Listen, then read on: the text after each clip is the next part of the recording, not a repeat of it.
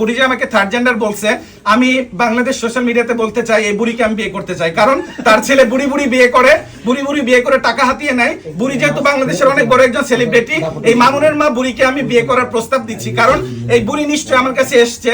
তাছাড়া বুড়ি আমার জেন্ডার নিয়ে কিভাবে কথা বলে, কারণ বুড়ি যদি আমাকে না খুলে দেখে ততক্ষণ তো সে বিলিভ করতে পারবে না। এই জন্য আমি আমার জেন্ডার প্রমাণ করার জন্য, বা আমি পুরুষ কিনা এটা প্রমাণ করার জন্য এই বুড়িকে বিয়ের অফার দিলাম এবং আমি এই বুড়িকে বিয়ে করবো।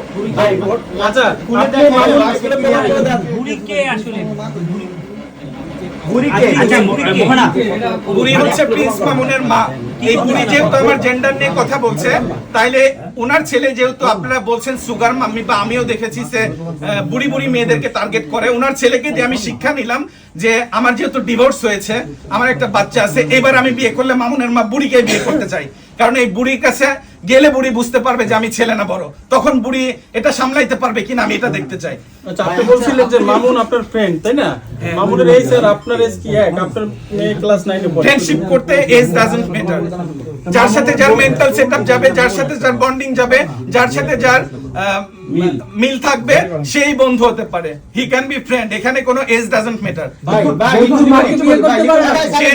সে যদি 16 বছরের একটা ছেলে হয়ে ওই 50 বছরের লায়লাকে বিয়ে করে 4 বছর সংসার করতে পারে, তাহলে তার সাথে আমার ফ্রেন্ডশিপ হতেই পারে। আমি লায়লার চেয়ে অনেক ছোট। লিখুন ভাই, ভিডিওতে আপনার দর্শকরা বলে আসলে এই যে মোহনার চুলের থেকে আপনার চুল বড় বেশি, আপনাকে তারা মেয়ে বলে, এটার বিষয়ে কি বলতে চান? চুল বড় হলে যদি মেয়ে হইতো তাহলে তো আমি বললেই দিলাম যে ইউনিভার্সিটির প্রত্যেকটা ডিপার্টমেন্টের ছেলে পেলে বা যারা ব্যান্ডে মানে ব্যান্ড শিল্পী প্রত্যেকেই তো তাহলে মেয়ে হইতো আপনাদের ভাষায়। আচ্ছা মোহনা, এই যে লিখনের কাছ থেকে আপনি কি ধরনের সহযোগিতা পাচ্ছেন? সে তো ধরেন মামুনের সাথে যার ঝামেলা হয় সেখানে থাকে চলে আসছে না, আপনার সাথে এটা মোহনা বলবে না।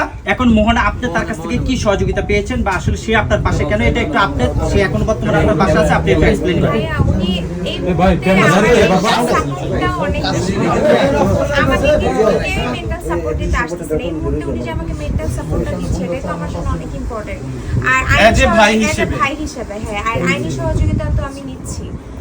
মানে লিখন আপনার পাশে থাকা মানে আপনার মেন্টাল, উনি আমাকে মেন্টাল সাপোর্ট দিচ্ছে অনেক ভাই। এই সিচুয়েশনে এটাই আমার জন্য ইম্পর্টেন্ট, আর কিছু না। ওনার সাথে আমার কোনো স্বার্থ নাই, আমার সাথে কোনো স্বার্থ নাই, এমন না। এটা আমি ক্লিয়ার করছি, মেন্টাল সাপোর্টটা আমি যে শুধু তাকে দিচ্ছি তা না, তার বাবা মেডিকেলে ভর্তি ছিল। আমি যেটা যে সাধারণ ছেলেদের চাইতে আপনার নাকি ওই জিনিসটা বড় বড় বলেন, এটা বলা হয়েছে, আপনি লাইভে শুনছেন কিনা আমি জানি না। আমি এটা লাইভে শুনি নাই। আসলে একটা মানুষের স্ট্রাকচার আল্লাহ তাআলা ক্রিয়েট করেন।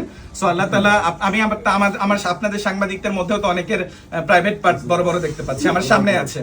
হ্যাঁ, অনেক ছেলের যে চেস্ট বা চেস্ট বলেন আপনারা, এটা তো আপনাদের সাংবাদিকের আমি কয়েকজনের দেখতেছি আমার চেয়ে বড় বড়। যদি তারা খালি গা হয়, তাহলে সাংবাদিকদের যদি বড় থাকে, এর চেয়ে বড় তো ওই বুড়ির। এই জন্য ওই বুড়ি যে শরীয়তপুরে যে লাইভ করে বলছে যে